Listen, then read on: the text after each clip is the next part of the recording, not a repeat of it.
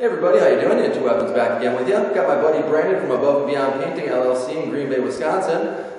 He is a local contracting painter and he does a lot of other things beyond just painting. He does a lot of furniture restoration, he does some gun stocks, and that's what we're going to be doing today, is some gun stocks.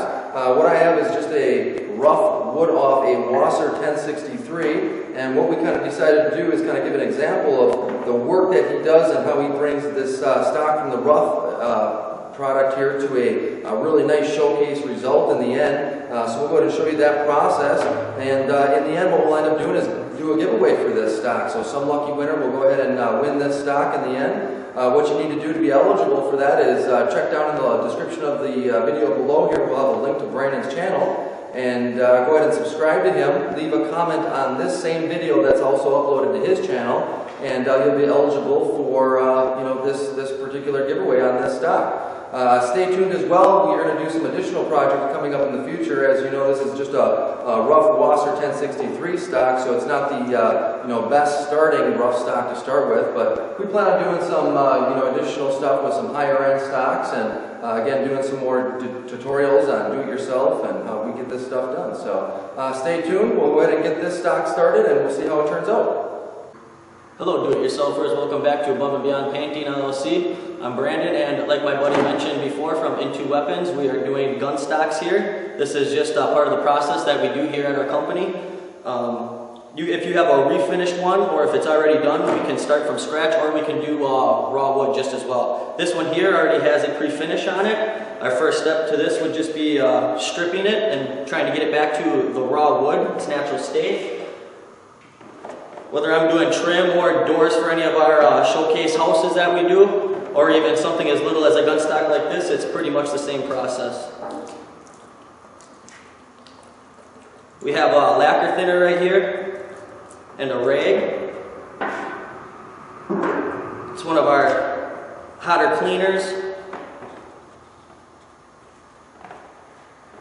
Make sure you get it wrapped good. And then this is just a matter of letting a little bit of a time go by to where you let the lacquer soak into the wood, and you're allowed to actually rub that pre-existing stain out. Alright, here's step 2 to the process of redoing the gun stock. We have a rag that has been soaking in lacquer thinner. I just picked it up and it's pretty wet still. And I'm just rubbing it into the gun stock here to remove any of that darker stain as best as I possibly can. Here you can see what it was after soaking a little bit. Here's after rubbing it down. You can see that it gets on the rag. And the idea is to get as much of this stain out of this wood as possible to get it back to its original state. Alright, now after allowing it to soak in the lacquer thinner and a rag, and after getting some of the pre-existing stain off, the wood is back to dry. We got a 120 sand grit paper, and you always want to make sure that you sand with the grain. And that goes with any project that you're doing, whether it's a gun stock or a door or even trim.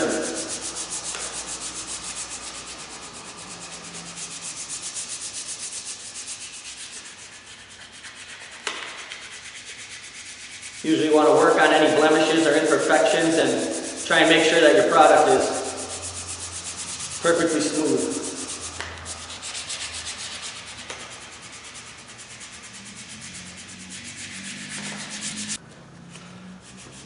While we're sanding, you can see that I'm not sanding it down to 100% raw wood again. This one had, this particular gun stock had a lighter stain on it, and we are going with gel stain, and it's more of a dark mahogany. So you don't have to get it all the way back down to the raw wood, but we do want to make sure that we get the manufacturer's defects out of there if you want your gun, as any man would, want it as perfect as possible.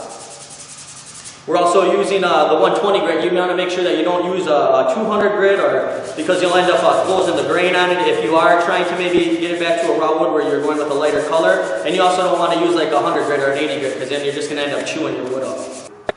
Alright, now we're on to the stage where we are applying, in this case, gel stain. And in any particular project, you can use regular stain and or gel stain. We have an Old Masters gel stain that we get from Sherwin-Williams. We're going to be applying this, and you can, depending on what you like, you can feather it on with your brush, and you You can make it pretty dark, or you can get it pretty light, or if you're really good, you can even add wood grain to it if you like. We just want to make sure we get a nice, healthy layer on this one. We did this front piece up here, and that's kind of the look we're going for. Keep it on the natural side.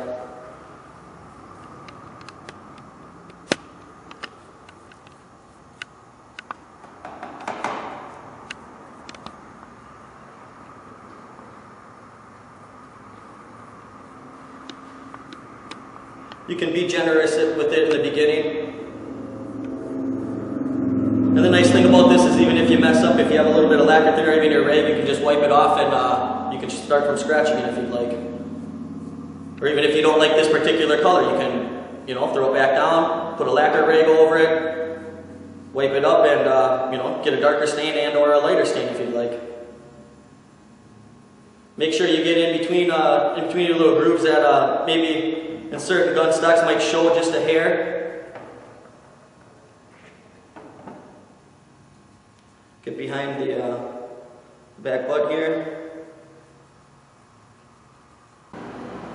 Alright, now after allowing the gel stain to sit on the gun stock here for a little bit to help get the desired look that we're going for, we're just going to simply lightly wipe it down.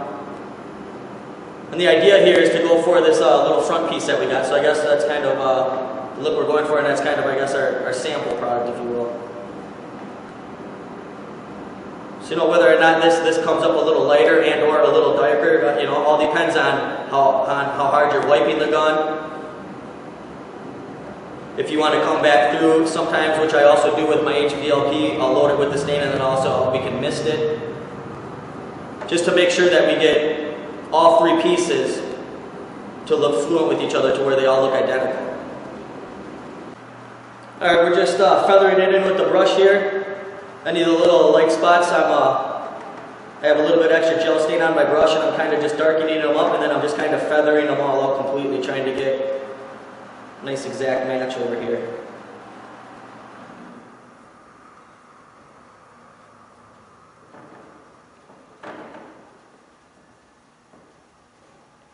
Some of the manufacturer's defects are just too deep in the wood, but what you can do is just try to make them blend or look as beautiful as you possibly can.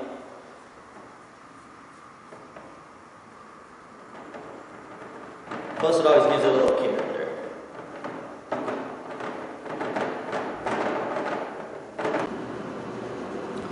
Now that we have all three pieces to the desired look that we would like, we are just going to let the gel stain sit on here for 24 to 48 hours. And then we are going to come back and we'll put a sealer coat on it. And then we'll sand that up and we'll be on to varnishing. Alright, now we are on to the stage of applying the sealer coat. We had the gel stain on yesterday. We've allowed it to dry for more than 24 hours. We use Sherwin-Williams product. It's a Sherwood fast dry vinyl sealer. It's made to lift the grain on any woodwork just so you can sand it, knock it down so it's smooth.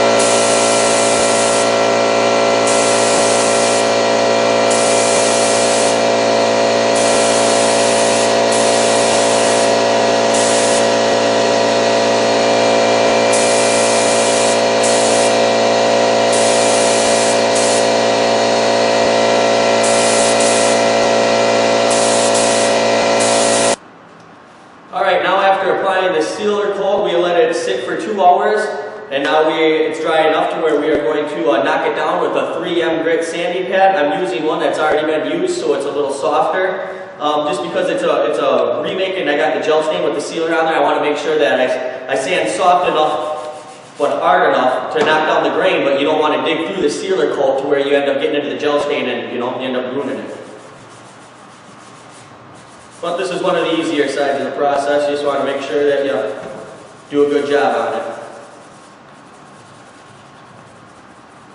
After this, all we have left is applying varnish coat. Always sand with the grain.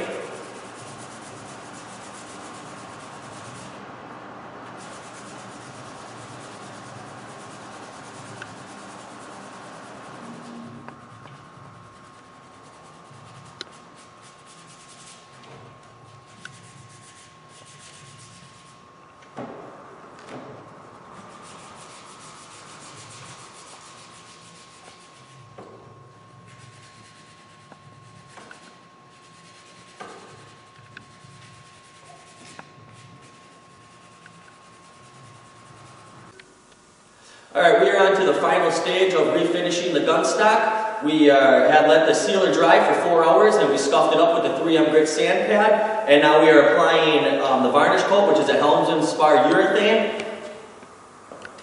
Usually want to allow this product to dry for anywhere from 4 to 6 hours. And you can do 2 or 3 coats depending on how shiny or how strong or how thick you want your top coat.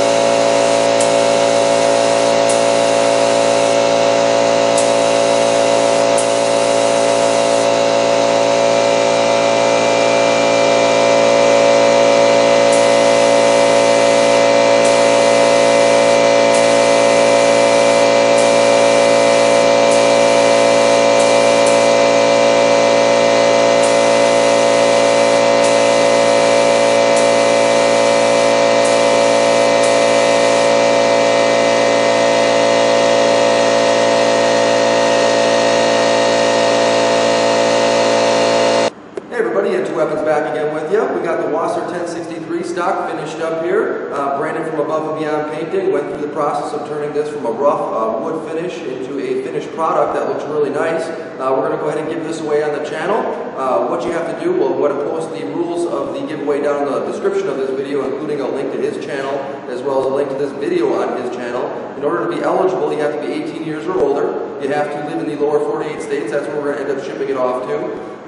What you want to do is go over to his channel, subscribe to him, comment on this video under his channel, and that will place you in the giveaway entries. We're hoping to probably have a drawing around June 27th, towards the end of June there. We'll go ahead and do a video when we do the giveaway, as well as inbox the particular person who wins on YouTube. So check your inboxes, watch for that upcoming video. Also stay tuned on his channel. We're going to, not so much on my channel anymore, but more on his channel, do other gun stock giveaways of more exotic stocks, more expensive stocks. So if you want to be eligible for upcoming stock giveaways, definitely stay tuned for his channel and a lot of the videos that he has coming out. So that's pretty much all we got, guys.